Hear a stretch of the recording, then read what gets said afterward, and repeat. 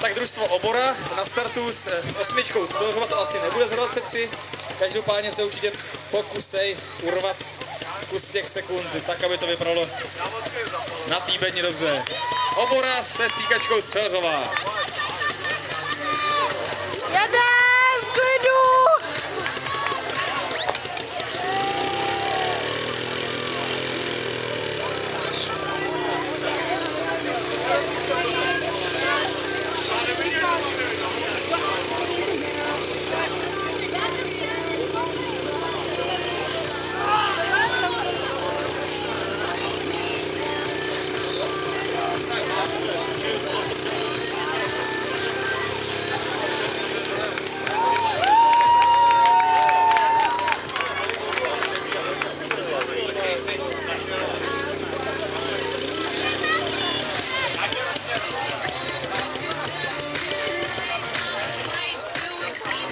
Tak vy, co se díváte, jste mohli vidět PS8 z Přehořova, vy, co se nedíváte, jste mohli